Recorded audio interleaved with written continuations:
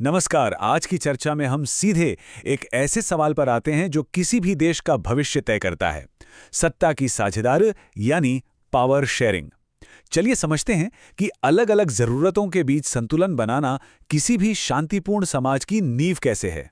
सत्ता और अधिकार सुनने में भारी शब्द लगते हैं ना, लेकिन सच तो यह है कि इनका बंटवारा ही तय करता है कि कोई देश तरक्की करेगा या बिखर जाएगा। जरा सोचिए, एक ही घर में दादी की जरूरी दवाओं और एक बच्चे की स्कूल की किताबों के बीच बजट का शांतिपूर्ण तरीके से बंटवारा कैसे होता है। परिवार में सबकी जरूरतें बिल्कुल अलग होती हैं, फिर भी बिना किसी बड़े झगड़े के हर किसी के हितों का ध्यान रखा जाता है। कमाल है ना। अब जो बात सबसे ज्यादा दिलचस्प है वो ये कि रोजमर्रा की इसी घरेलू बातचीत और सौदेबाजी का तरीका राष्ट्रीय सरकारों के बड़े स्तर पर भी बिल्कुल सटीक बैठता है।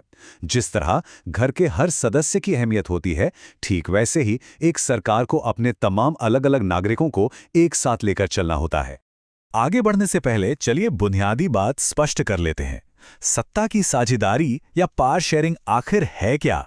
आसान शब्दों में, ये अधिकारों का वो जरूरी बंटवारा है जो किसी एक समूह को दूसरे पर हावी होने से रोकता है। एक तरह से ये वो सिस्टम है जो सुनिश्चित करता है कि ताकत सिर्फ किसी एक के हाथ में सिमट कर ना रह जाए। आइए इसे समझने के लिए अपनी पहली असली केस स्टडी की ओर चलते हैं। श्रीलंका बहुसंख्यकवाद का रास्ता। हमारे पड़ोस में बसा ये खूबसूरत द्वीप लगभग 2 करोड़ लोगों का घर है। आबादी के हिसाब से देखें तो ये भारत के हरियाणा राज्य के बराबर है, लेकिन यहाँ की सामाजिक बनावट काफी जटिल है। यहाँ अलग अलग जातीय समुदाय जिस तरह से भौगोलिक रूप से फैले हुए हैं, उसे समझना बहुत जरूरी है। ये बंटवारा इतना साफ है कि आगे चलकर इन्हीं लकीरों ने बड़े संघर्षों की नींव रखी। अगर हम आबादी के आंकड़ों को देखें तो एक बहुत बड़ा असंतुलन नजर आता है। देखिए, एक तरफ सिंगली भाषा बोलने वाले लोग पूरे 74% के भारी बहुमत में हैं, और दूसरी तरफ तमिल बोलने वाले अल्पसंख्यक सिर्फ 18% हैं, जिनमें श्रीलंकाई तमिल और भारतीय तमिल दोनों शामिल हैं। अब होता ये है कि 1948 में आज़ादी मिलने के बाद वहाँ के नेताओं ने बहुसंख्यकवाद यानी मेजॉरिटेरियनिज्म का रास्ता चुना। 1956 में एक कानून पास किया गया, और इस कानून ने इसने सिर्फ सिंघली को एकमात्र आधिकारिक भाषा बना दिया, और तो और सरकारी नौकरियों से लेकर यूनिवर्सिटी में दाखिले तक में बहुसंख्यकों को ही पूरी प्राथमिकता दे दी। तो इसका नतीजा क्या हुआ? अल्पसंख्यकों के अधिकारों और उनकी ज़रूरतों को इस पूरी तरह नज़रअंदाज करने से वहाँ भयंकर असंतोष फैल गया। बात यहाँ तक पहुँच गई कि एक अलग स्वतंत्र तमिल राज्य यानी तमिल ईलम की मांग उठने लगी, और आखिरकार इस उपेक्षा ने एक बेहद खौफनाक गृह युद्ध को जन्म दिया, जिसने इस देश की शांति और एकता को तहस-नहस कर दिया। अब चलिए एक बिल्कुल अलग नजरिए की बात करते हैं। बेल्जियम, सामंजस्य का मॉडल।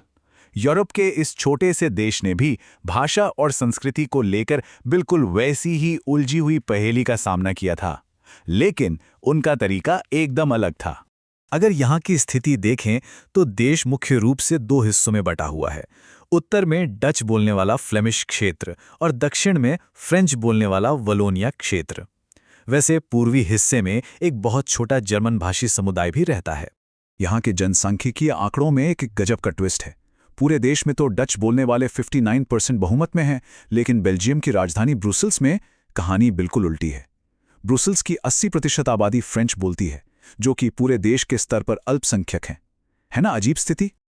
लेकिन बेल्जियम के नेताओं ने बहुसंख्यकों की मर्जी थोपने के बजाय एक बेहतरीन सामंजस्य का मॉडल तैयार किया। 1970 से 1993 के बीच उन्होंने शांति बनाए रखने के लिए अपने संविधान में 1-2 नहीं बल्कि पूरे 4 बार बदलाव किए। उन्होंने केंद्र और ब्रुसेल्स दोनों जगह समान प्रतिनिधित्व पक्का किया, और तो और भाषा और संस्कृति के मामलों के लिए एक खास सामुदायिक सरकार भी बना दी। जब हम इन दोनों देशों को आमने सामने रखते हैं तो तस्वीर बिल्कुल साफ हो जाती है। श्रीलंका की नीतियों ने अल्पसंख्यकों को किनारे कर दिया, जबकि बेल्जियम ने सबको साथ लेकर चलने का रास्ता चुना। सच कहूं तो यही ढांचागत नीतियां सीधा सीधा तय करती हैं कि कोई देश शांति की राह पर चलेगा या तबाही की।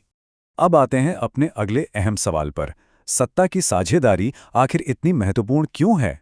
बेल्जियम में हमने देखा कि सत्ता का बंटवारा असल में काम करता है, लेकिन हर आधुनिक लोकतांत्रिक समाज को ऐसा करने की जरूरत क्यों है? इसके पीछे का सिद्धांत क्या है? देखिए, इसके पीछे मुख्य रूप से 2 तरह के तर्क हैं। पहले हैं युक्तिपरक या प्रूडेंशियल कारण, जो पूरी तरह से व्यवहारिक हैं।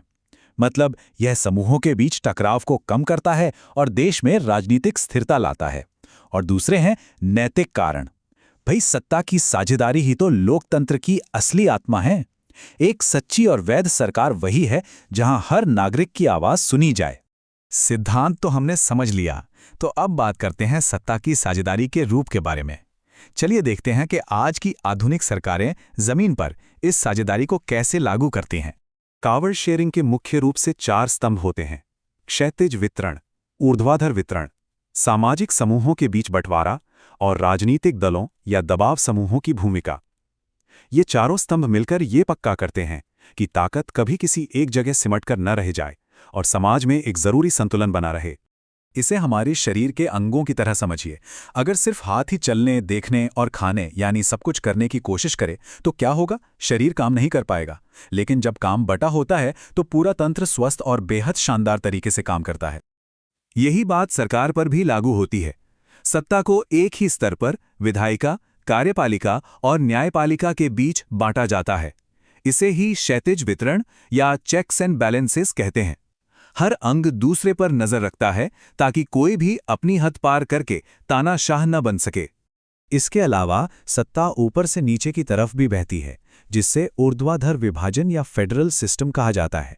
ताकत राष्ट्रीय स्तर की केंद्र सरकार से होकर राज्य सरकारों और फिर स्थानीय पंचायतों या नगर पालिकाओं तक पहुंचती है। इस तरह जमीनी स्तर की खास जरूरतें बड़ी आसानी से पूरी हो जाती हैं। और हाँ, ताकत सिर्फ सरकारी संस्थानों तक ही सीमित नहीं है। समाज के अलग अलग भाषाई या धार्मिक समूहों को भी सत्ता में हिस्सेदारी दी जाती है। ये जानबूझकर किया जाता है ताकि कमजोर वर्गों और अल्पसंख्यकों के अधिकारों की रक्षा हो सके।